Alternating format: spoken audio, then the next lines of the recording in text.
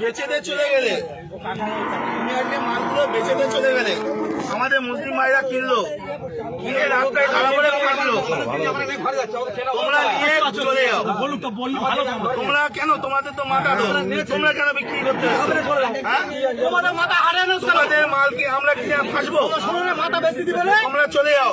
ভালো কথাই বলছি, হাট এরকম বন্ধ নেয়, তোমরা চলে যাও। কেউ একটা ভালো কথা বলো, এনাদের কেউ একটা কিন্তু কোনো কথা বলবে না। উপরে বলুক, উপরে বলতে বলো, করে খাই, আমরাও করে খাই।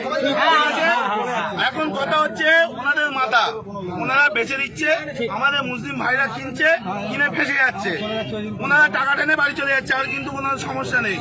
সুতরাং কেউ একটা এদের কোনো কথা বলবে না, এনারাও করে খায়। কিন্তু তোমরা মানে মানে কাকা নিয়ে বাড়ি চলে যাও। সরকার যতক্ষণ না নির্দেশ দিচ্ছে কি হবে, কেউ কোনো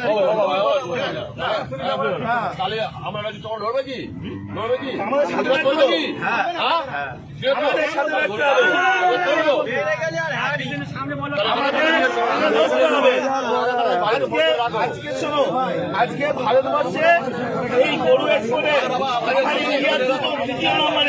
আর আমরা আজকে করছি অপরাধ, আমরা করে ফেলেছি।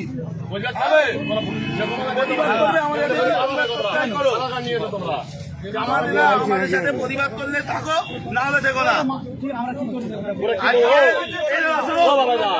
জানি না আজকে এই মাংস, গরু মাংস বাইরের দেশে এক্সপোর্ট হচ্ছে, আমাদের ইন্ডিয়া দ্বিতীয় নম্বরে। আর আজকে আমরা অপরাধ করে ফেলেছি, এর জবাব কেউ দিতে পারবে? সুতরাং টাকা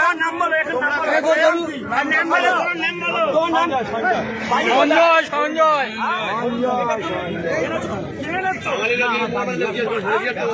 14 বছর বয়স হয়েছে, এটা 14 বছর বয়স হয়েছে, এরকম চলতে চলে সেটা তুমি এই কাজটা করলে কেন? তোমার কাজকে তো ঘোষণা হচ্ছে না, আমরা